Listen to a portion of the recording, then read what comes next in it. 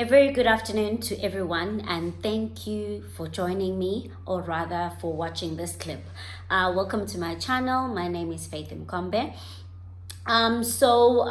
This is just me sharing on my experiences or what I've been learning thus far in terms of understanding different types of businesses, different types of business models, and really the nitty-gritty of you starting a business. What do you understand about the business you want to start?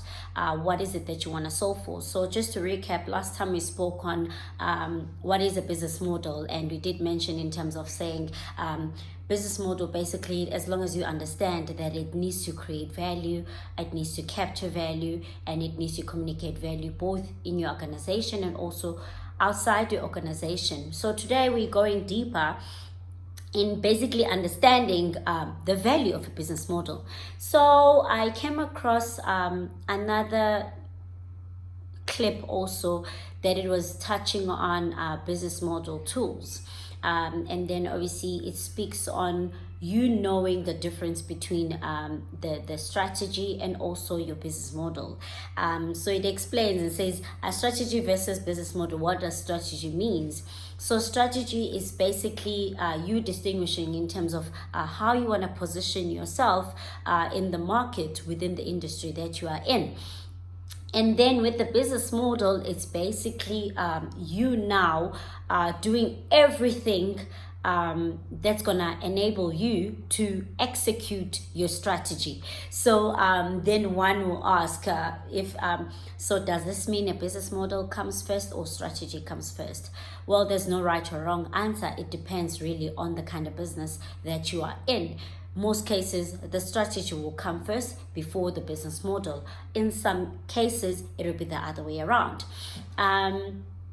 So as I was learning, I learned that I came across something called business model game cards. Oh my gosh, you need to get those game cards. In fact, you can download those game cards through www. How many W's I've said? Okay, www.businessmakeover.eu. Just visit that website. You might find all the stuff that you might need that can actually assist you with your business.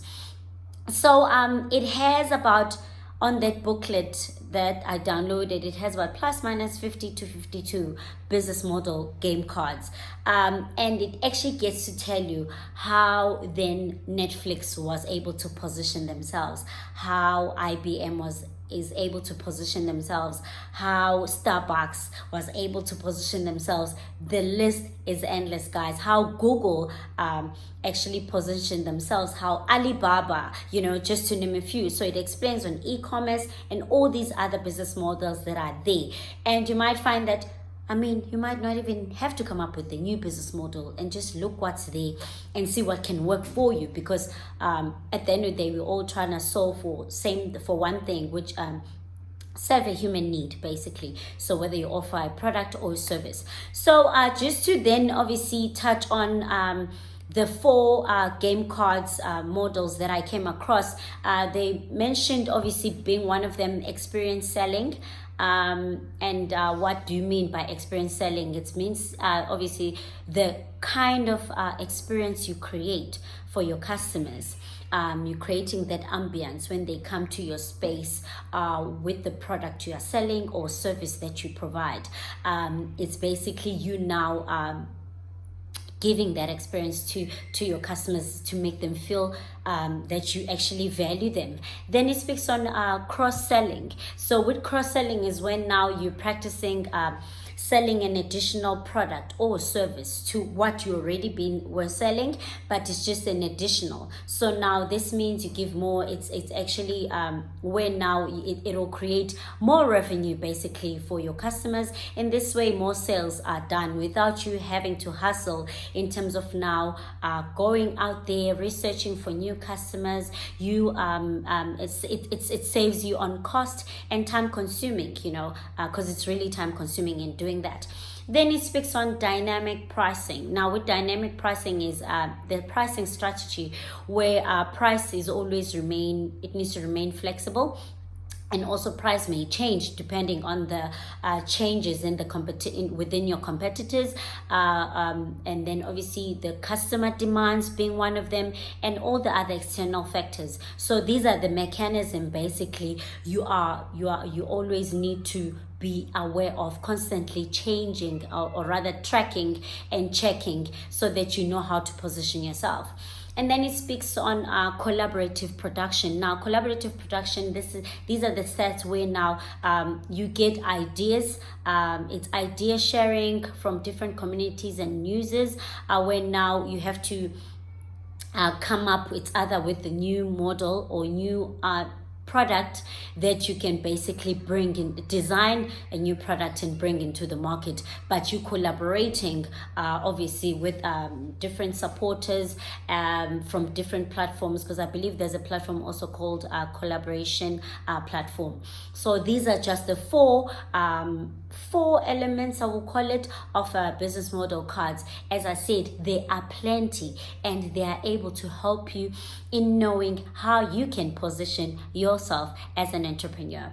So then I'm just going to make an example, just a quick example in terms of what else you find that we have 2 restaurants. So now this is us just explaining a bit in terms of with the 4 elements that I've explained. So you have a McDonald's as an example. It's a McDonald's, and then you have a high-end classic restaurant. So both these companies, they gunning for one thing, to be serving food. They need to have obviously location, they need to have space, they need to have tables and chairs, they need to hire staff that's going to be speaking to customers and serving customers. They need to have ovens, stoves, you name it, but their model is different. So how different is their model?